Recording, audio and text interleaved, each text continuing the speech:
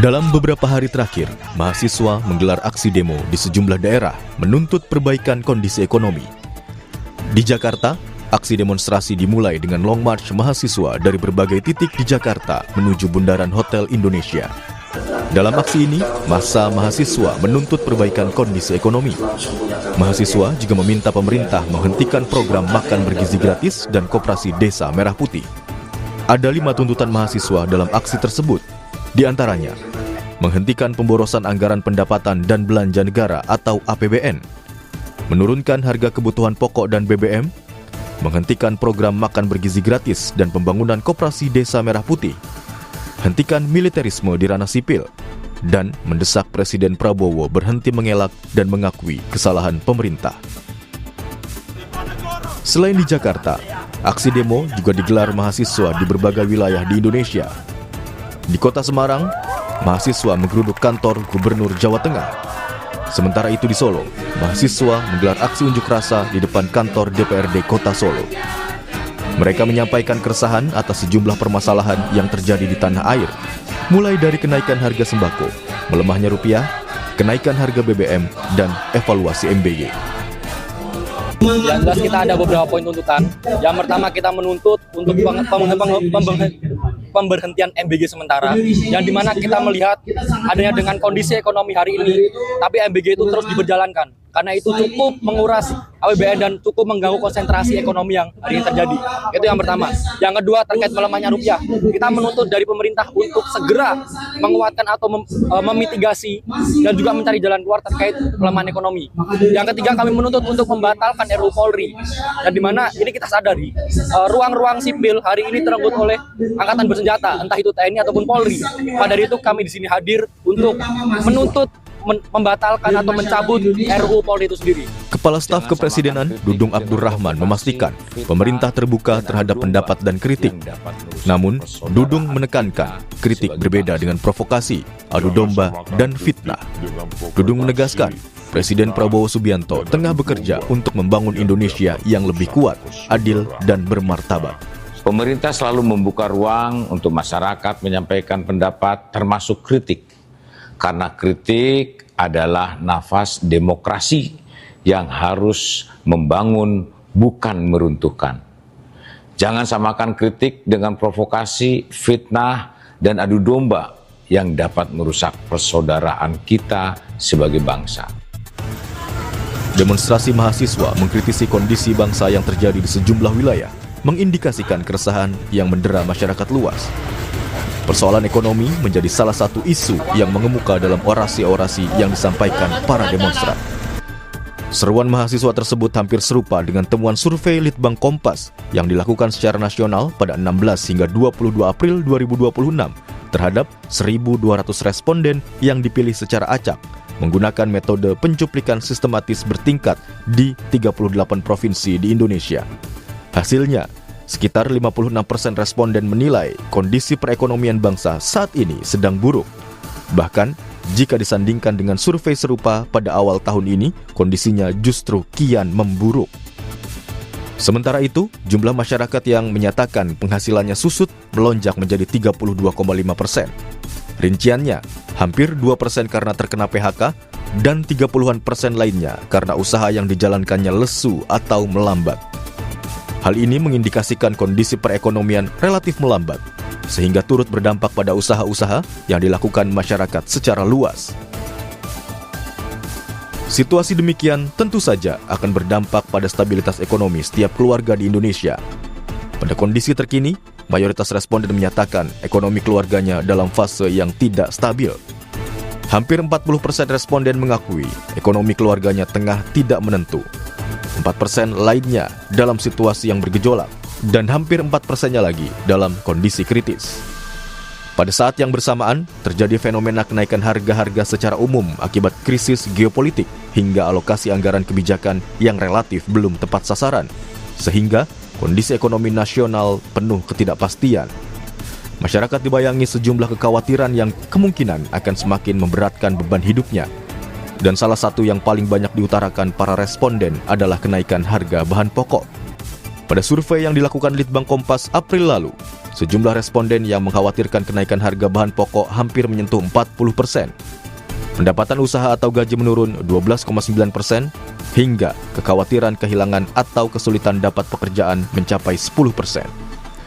Dari deskripsi sejumlah data tersebut, terlihat bahwa seruan para mahasiswa yang berdemonstrasi merupakan salah satu respons terhadap berbagai keluhan yang dirasakan masyarakat. Kini, masyarakat menunggu bagaimana tindak lanjut pemerintah atas seruan mahasiswa, terutama dalam perbaikan kondisi ekonomi tanah air.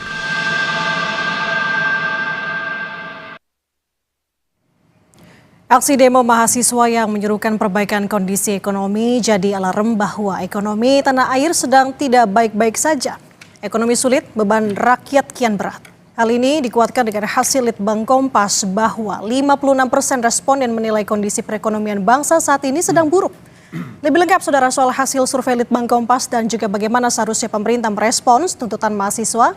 Kita akan bahas bersama dengan sejumlah narasumber dalam dialog pagi ini. Peneliti Litbang Kompas Budiawan Sidik yang sudah bergabung sama kami di studio Kompas TV. Selamat pagi Mas Budi. Selamat pagi. Oke, kita juga ada narasumber yang sudah terhubung bersama kami melalui sambungan daring. Anggota Komisi 11 DPR RI dari fraksi PDI Perjuangan Haris Tulino. Selamat pagi Mas Haris. Selamat pagi. Oke, kami juga sebenarnya sudah mengundang Badan Komunikasi Republik Indonesia, namun belum ada respons untuk bergabung dalam dialog bersama kami pagi ini. Jadi, selamat pagi Mas Haris dan juga Mas Budi. Selamat pagi, Mbak. Oke, saya mau ke Mas Budi terlebih dahulu terkait dengan hasil survei masyarakat merasakan tekanan ekonomi yang berat. Bisa dijelaskan pemaparan mengenai metode sampai dengan indikator yang digunakan seperti apa? Ya, ini sebenarnya survei yang kita lakukan secara rutin begitu ya, survei omnibus untuk melihat persepsi di sejumlah faktor atau variabel begitu ya, selesai terkait dengan perekonomian. Nah, ini survei ini kita lakukan di 38 provinsi di Indonesia begitu ya, dengan tadi sudah disampaikan terkait dengan metodenya. Terus ini juga menyasar hingga ke level karena ini kan strata ekonominya luas ya, dari mulai level atas hingga level bawah. Jadi harapannya apa yang memang terjadi atau yang dirasakan masyarakat bisa kita potret sehingga persepsi yang kita kumpulkan bisa menggambarkan kondisi terkini, kurang lebih seperti itu. Oke, apa saja hasil surveinya Mas? Karena kan ada penggambaran secara umum responden melihat bagaimana perekonomian di Indonesia saat ini sampai dengan ada juga bagaimana melihat perekonomian selama 1 tahun ini. Ya, tadi sudah disampaikan aja di awal juga bahwa memang kalau kita lihat kondisi dari survei kita yang kita lakukan di pertengahan April kemarin begitu ya. Ini kan memang disebutkan bahwa persepsi masyarakat menilai kondisi ekonomi nasional gitu ya, itu relatif buruk gitu ya. Itu sampai 56%. Nah, kalau kita coba bandingkan di awal tahun begitu ya, di survei kita di bulan Januari, itu terjadi peningkatan dari yang di awal Januari 46%, sekarang menjadi 56%. Jadi ada peningkatan 10%, tetapi dalam intonasi yang relatif negatif begitu ya, atau buruk begitu. Nah, tadi juga disampaikan juga bahwa ada sejumlah faktor atau variabel yang membuat masyarakat itu merasakan hal demikian begitu ya. Nah, salah satu yang tadi disebutkan adalah terkait dengan kenaikan dari harga kebutuhan sehari-hari atau kebutuhan pokok begitu ya. Nah, ini sebenarnya sesuatu yang cukup memberi dampak yang relatif kuat ya kepada masyarakat, dalam hal ini dampak yang relatif memberatkan begitu. Karena kalau kita lihat dari data inflasi begitu ya di April kemarin itu rata-rata dari inflasi terkait dengan bahan makanan sendiri itu sampai 3,6%. Nah, inflasi terkait dengan makanan ini melebihi rata-rata inflasi umum yang pada waktu April itu di sekitar 2,42%. Nah, kalau kita lihat di bulan Mei kemarin begitu ya, laporan dari BPS juga, inflasi terkait dengan bahan makanan itu melonjak lagi 4,49%. Dan itu di atas rata-rata inflasi umum yang di Mei kemarin 3,8%. Inflasi terkait dengan makanan ini merupakan inflasi yang paling besar di antara subsektor lainnya yang penyumbang inflasi. Bahkan andilnya merupakan yang terbesar di antara komponen lainnya. Artinya memang kenaikan harga-harga secara umum di kelompok bahan makanan ini membuat tekanan besar kepada masyarakat. Karena kalau kita lihat dari sejumlah belanja atau pengeluaran masyarakat, memang 3 terbesar itu semuanya berhubungan dengan makanan. 1 terkait dengan makanan jadi, kedua terkait dengan produk tembakau dan turunannya, dan terakhir yang ketiga terkait dengan biji-bijian. Artinya 3 komponen terbesar pengeluaran rumah tangga ini merupakan berhubungan dengan kebutuhan sehari-hari. Bisa dibayangkan ketika terjadi kenaikan secara umum begitu ya terkait dengan komponen bahan pokok, otomatis karena masyarakat Indonesia suka jajan begitu ya, warung dan seterusnya ini meningkatkan atau naikkan harga jualnya. Kalau kita coba tanya ke sejumlah pedagang kaki lima, kenapa ini kok naik? Ternyata ada kenaikan dari harga plastiknya. Mereka juga cerita ada kenaikan terkait dengan harga tahunya kayak atau tempenya yang notabene itulah produk-produk yang memang dikonsumsi masyarakat secara umum gitu. Akhirnya ini mendorong belanja masyarakat menjadi lebih banyak lagi. Di sisi lain relatif pendapatan masyarakat itu cenderung stagnan. Nah, ini sebenarnya cukup agak berbeda ya dengan laporan pertumbuhan ekonomi kita yang di triwulan pertama begitu ya, sampai di 5,61%, di mana menunjukkan kontribusi sektor belanja masyarakat itu juga mencapai 50% atau cenderung meningkat ya dibanding di akhir tahun kemarin sekitar 53%. Lalu investasi juga meningkat. Kalau kita lihat growth-nya itu sampai lebih di atas 5% ya di triwulan 1 kemarin. Nah, harusnya cuman kemarin kalau harus kita tahu bahwa di triwulan 1 kemarin ada fenomena lebaran begitu ya, atau ada peralihan dari liburan akhir tahun ke awal tahun yang membuat masyarakat itu berbelanja lebih banyak lagi. Cuman kalau kita lihat misalnya investasi itu naik sehingga di atas 5%, logikanya dengan hadirnya investasi yang meningkat, itu serapan terhadap tenaga kerja itu naik. Tinggi. Nah, cuman di saat bersamaan ya memang naik sih, cuman proporsinya itu tidak memberi ruang yang cukup besar terhadap peningkatan jumlah angkatan kerja di Indonesia. Jadi sangat terbatas lawan kerja di Indonesia sehingga banyak dikeluhkan. Bahkan teman-teman yang memiliki jenjang pendidikan yang relatif tinggi level sarjana itu kalau kita lihat dibandingkan dari tahun 2024, 2005 hingga 2006 itu tingkat pengangguran terbukanya itu persentasenya meningkat dari yang sebelumnya di bawah 6% sekarang di atas 6%. Artinya dengan laporan ketenagakerjaan Februari kemarin gitu ya, pengangguran kita itu kan sampai di 6,sekian% level sarjana. Artinya dari 100% jumlah angkatan kerja di level sarjana, 6 orang diantaranya itu menganggur. Artinya jumlah pengangguran di level sarjana itu semakin meningkat. Oke, ini gitu. Juga ada sebenarnya di hasil survei Litbang Kompasnya dengan sulitnya mencari pekerjaan di daerah responden begitu ya.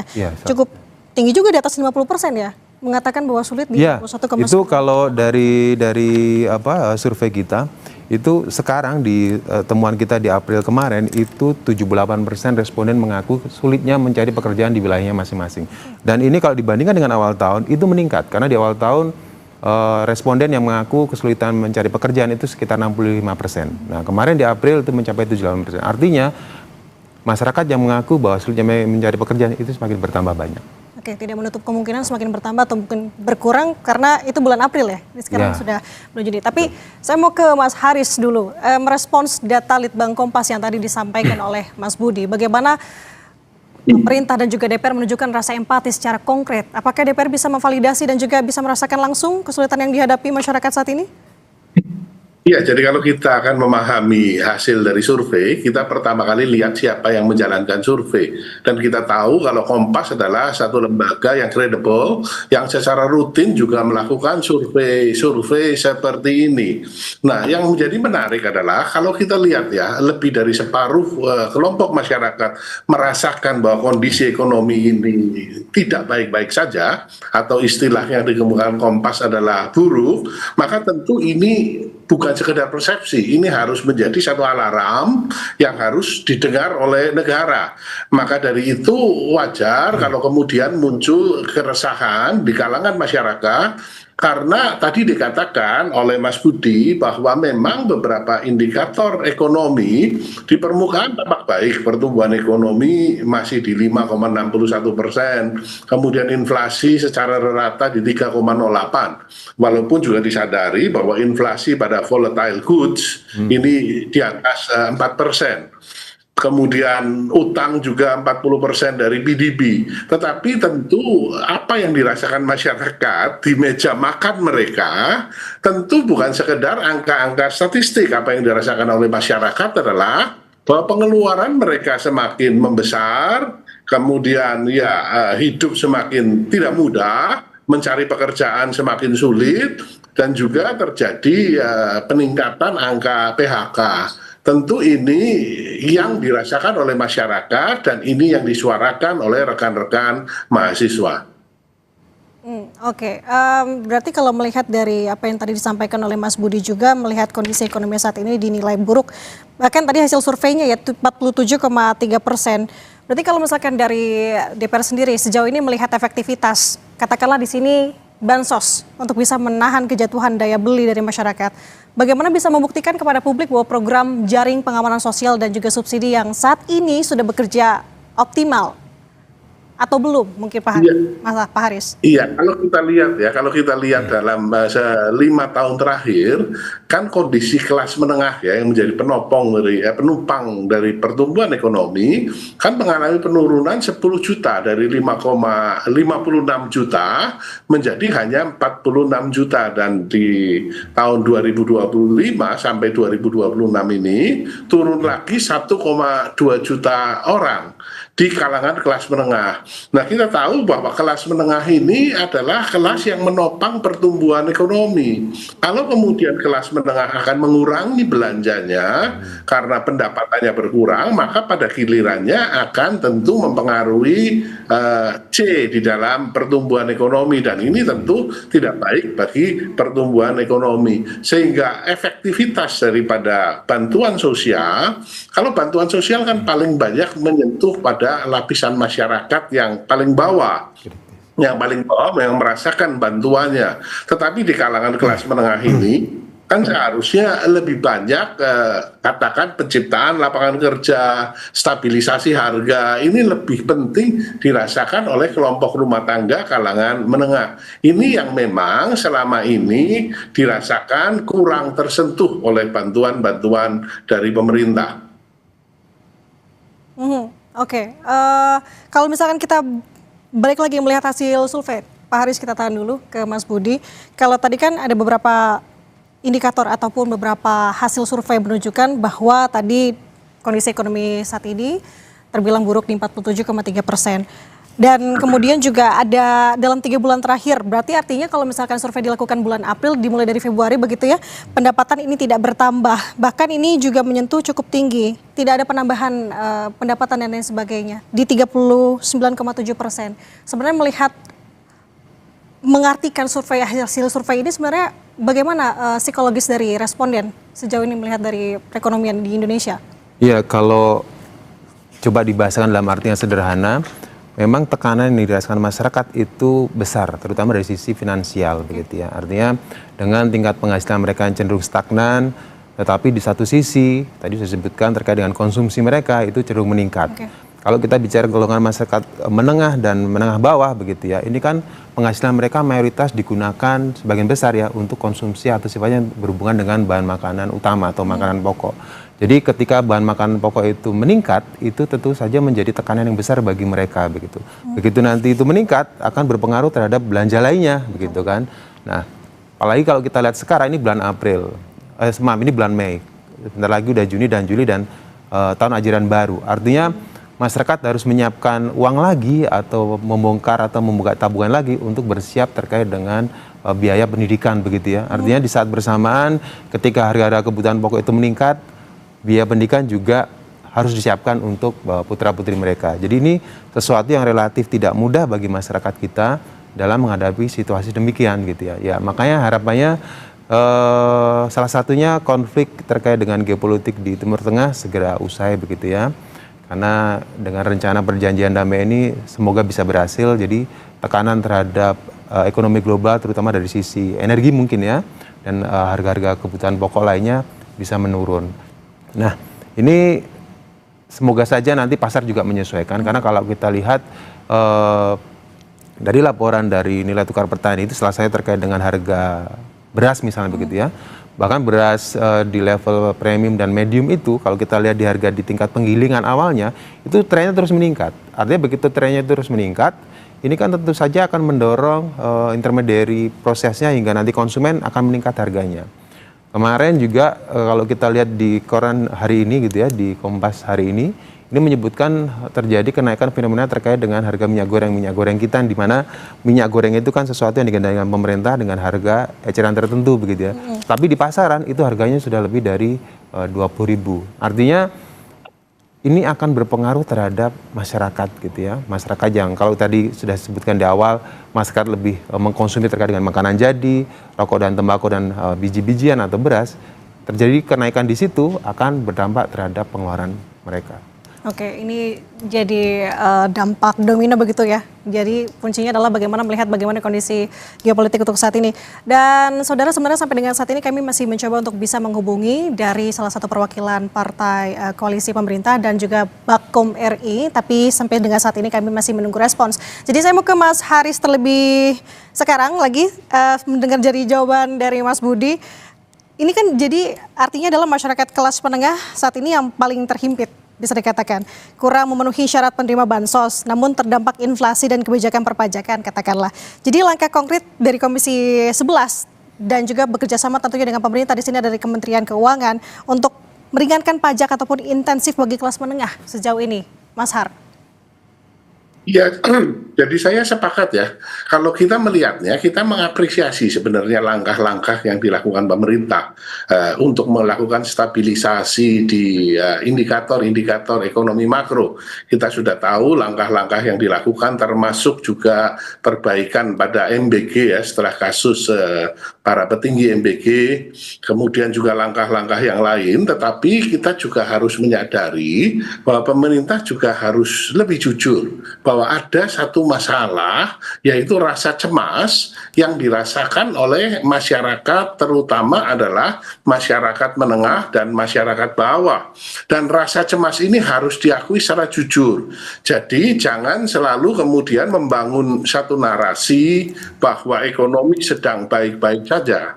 Kalau ada terjadi gap narasi pemerintah dengan kenyataan yang ada di masyarakat semakin besar, tentu ini tidak baik bagi pemerintah. Dan kami di DPR RI tentu kami terus membantu untuk menyuarakan hal ini di dalam rapat-rapat resmi yang kami jalankan.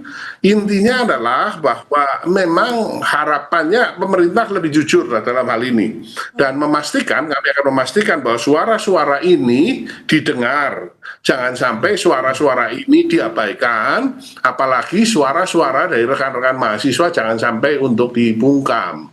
Intinya adalah bahwa ketegangan di global yang sudah relatif lebih tenang, ini kesempatan bagi Indonesia untuk menata ulang. Kalau kita cermati tadi dari beberapa tuntutan mahasiswa, perbaikan mengenai MBG, perbaikan mengenai KDMP, perbaikan mengenai program-program yang membutuhkan dana besar, saya yakin pemerintah juga akan melakukan perbaikan-perbaikan di sini, dan kami yang ada di DPR RI tentu kami akan mengawal mengenai hal ini, karena kami semua berharap bahwa Indonesia akan menjadi Indonesia yang jauh lebih baik dibandingkan dengan kondisi yang saat ini kita hadapi. Oke, menarik. Mungkin dari Mas Budi ingin menanggapi apa yang disampaikan oleh Mas Har, karena kalau melihat dari hasil survei, secara finansial kondisi ekonomi ke depannya tahun ini responden menjawab cukup suram, bahkan dari responden menyatakan belum siap atau belum punya dana darurat atau dana simpanan begitu ya, cukup tinggi juga di lebih dari 50%. Mas Budi, sebenarnya apa yang dihadapi, indikator apa yang membuat responden menjawab hal ini begitu? Apakah memang semata-mata melihat bagaimana kondisi geopolitik atau melihat juga bagaimana perekonomian tata kelola pemerintahan untuk sejauh ini? Ya, kalau terkait dengan pertanyaan tadi Mbak yang terkait dengan bahwa masyarakat mayoritas tidak memiliki dana darurat begitu ya, yang sampai 60% sekitar itu ya. Oke. Artinya hampir 60% responden yang kita jalin dalam survei kita itu tidak memiliki dana darurat, dan mereka memang tidak memikirkan resiko atau bahkan dia tidak tahu akan ngapain ketika nanti benar-benar terjadi sesuatu yang relatif buruk, katakanlah seperti itu. Jadi mereka tidak ada lagi terkait dengan cadangan mereka untuk menghadapi situasi sulit demikian. Nah, kenapa dia nggak punya tabungan? Pertanyaan begitu ya. Betul. Karena kalau kita lihat tabungan itu pasti kan begitu orang punya penghasilan, mereka berkonsumsi, mungkin nggak berinvestasi, kalau ada sisa baru menabung.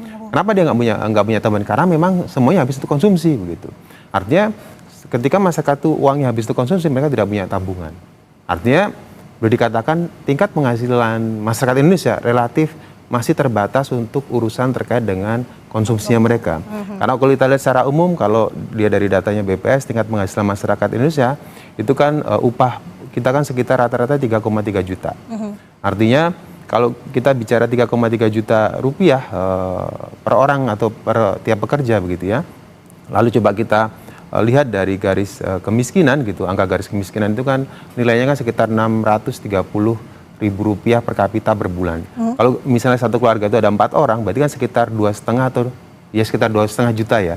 Jadi dengan penghasilan mereka yang 3,3 juta ini, itu kan boleh dikatakan mereka itu hanya sedikit di atas konsumsi garis kemiskinan yang 2,5 juta tadi. Nah, tentu saja dengan proporsi yang relatif mepet ini, tanda kutip gitu ya, ini tekanan terhadap konsumsi makanan itu akan menjadi sesuatu yang serius bagi mereka.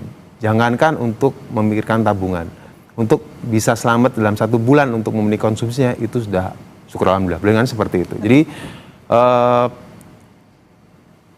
upaya yang kami harapkan kalau saya bicara sebagai seorang masyarakat ya, harga itu benar-benar bisa dikendalikan secara optimal begitu ya. Karena kalau misalnya terkait dengan beras, kalau kita bicara atau kita coba menulis dari data-data yang ada, sekitar 30% ya, atau kurang dari 50% lah, tata niaga beras yang bisa dikendalikan pemerintah. Selebihnya itu dikendalikan oleh swasta. Ya, artinya ruang pemerintah untuk mengendalikan pangan itu memang ceruknya relatif kecil gitu. Jadi memang perlu sebuah kebijakan di mana pemerintah dan swasta benar-benar bisa mengontrol atau mengendalikan harga menjadi lebih terjangkau pada masyarakat gitu. Nah, oke, ini menarik. Ada juga mengenai hasil survei sulitnya pekerjaan di daerah yang dialami oleh responden juga di angka 61,8% begitu Mas. Ini memang karena berkesinambungan dengan apa yang tadi dipaparkan ya, dengan kondisi ekonomi yang susah menyebabkan salah satunya adalah sulitnya mencari pekerjaan. Nah, berarti saya mau ke Mas Har, melihat hasil survei dan juga penjelasan dari Mas Budi tadi, strategi pengawasan apa yang ditingkatkan oleh Komisi 11 untuk bisa memastikan rupiah dan juga belanja negara benar-benar memberikan dampak pengganda langsung ke dompet masyarakat, Mas Har? Ya, jadi kembali lagi ya saya katakan bahwa perlindungan terhadap daya beli masyarakat, ya termasuk juga mengenai stabilisasi harga-harga bahan pokok ya. Ini menjadi tugas utama pemerintah yang harus dilaksanakan. Karena kalau kondisi kemudian masyarakat kelas menengah yang menjadi penopang pertumbuhan ekonomi, pengeluarannya berkurang, ini akan membawa dampak yang cukup besar bagi perkembangan ekonomi Indonesia ke depannya. Dan suara-suara ini yang kembali lagi disuarakan oleh rekan-rekan mahasiswa. Kami juga tetap menyuarakan kepada pemerintah, saya yakin pemerintah akan berusaha semaksimal mungkin untuk mampu untuk menyelesaikan masalah ini.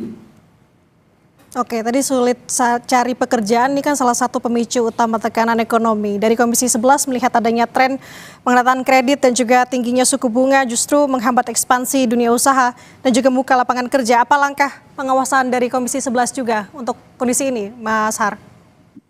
Nah, kita melihat kalau dalam hal ini, maka apa sih solusinya? Salah satu yang kami usulkan adalah tentu perlindungan terhadap UMKM. Karena UMKM terbukti ya di dalam masa sulit selalu menjadi penyelamat bagi ekonomi Indonesia. Maka perlindungan insentif bagi UMKM perlu digalakan. Dan dalam hal ini kan banyak sekali lembaga kementerian yang mengurusi masalah UMKM. Sehingga kita bisa lebih fokus untuk membantu para UMKM untuk bisa lebih tumbuh dan berkembang. Bank Indonesia sendiri kan juga membantu di dalam kredit likuiditas Bank Indonesia digelontorkan katakan untuk UMKM. Saya rasa apabila seluruh komponen bangsa bergerak, maka harapannya adalah kita menjadi lebih baik. Wong Indonesia tidak sedang katakan sangat buruk, tentu tidak. Kita dengan kondisi krisis tidak. Maka tentu masih banyaklah sinar-sinar cerah ya yang bisa dinikmati oleh Indonesia apabila tentu kita bersama-sama untuk memperbaiki kondisi ini. Dan tentu narasi-narasi yang dibangun juga harus lebih jujur. Bahwa memang ada tekanan di dalam kelompok masyarakat di rumah tangga kelas menengah. Narasi ini harus diakui sehingga kemudian kita bisa melakukan bauran kebijakan yang memang bisa membantu masyarakat di kalangan menengah dan kalangan miskin. Oke, Mas Budi ingin menanggapi mungkin bagaimana melihat sejauh ini responden secara keseluruhan dan juga komprehensif, konklusinya ingin seperti apa sih pemerintah dalam menangani atau menghadapi kondisi ekonomi saat ini? Ya, kalau kita berkaca dari data yang kita dapat begitu ya pasti masyarakat itu pengen segera mendapatkan pekerjaan yang layak gitu ya. Karena pada dasarnya kalau kita lihat dari data ketenagakerjaan, jumlah tenaga kerja informal itu cenderung meningkat dibandingkan pekerjaan formal. Nah, sebenarnya pekerjaan informal itu kan cenderung relatif tingkat keamanannya tidak sekuat pekerjaan formal begitu ya, dari sisi kesehatan, kesejahteraan dan seterusnya. Ya, artinya dengan regulasi yang dibangun oleh pemerintah harapannya mampu untuk mendatangkan investasi, membuka lapangan pekerjaan yang banyak sehingga mampu meningkatkan penghasilan dan kesejahteraan bagi masyarakat luas begitu. Lalu dari sisi faktor lainnya misalnya terkait dengan pangan begitu ya. Pemerintah harapannya mampu menurunkan harga menjadi lebih terjangkau bagi masyarakat begitu. Karena di sejumlah hal ini akan menjadi ruang yang membebani bagi masyarakat secara umum begitu ya. Apalagi dengan kondisi yang geopolitik yang sedang relatif karut-marut seperti saat ini, jumlah komponen kita itu kan memang berasal dari komponen impor. Mau nggak mau belanja yang dikeluarkan oleh importir menjadi lebih banyak, yang mau nggak mau akan digeser ke konsumen yang akan menjadi harganya menjadi lebih meningkat lagi. Nah, ini kan harus menjadi ruang koordinasi antara pemerintah dan pelaku usaha untuk bagaimana caranya untuk menaikkan harga di tingkat masyarakat. Begitu. Oke, dengan harga pangan dinilai untuk membuat lebih terjangkau, sebenarnya lapangan pekerjaan ini benar-benar menjadi PR sebenarnya untuk pemerintah saat ini ya. Dengan tadi bantuan pengawasan dari Komisi 11 DPR RI, tentunya kita harapkan bahwa dari deskripsi sejumlah data yang kita paparkan tadi, khususnya dari penelitian Litbang Kompas, dan kita tarik benang merah dengan seruan mahasiswa yang berdemonstrasi, ini merupakan salah satu kanalisasi terhadap keluhan masyarakat. Pemerintah harus juga mendengar hal ini karena suara mahasiswa juga turut melantangkan suara rakyat. Sampai dengan saat ini, saudara, kami masih mencoba untuk menghubungi dari perwakilan Partai Koalisi Pemerintah dan juga Badan Komunikasi RI. Tapi kita tutup untuk saat ini, semoga bermanfaat untuk semua.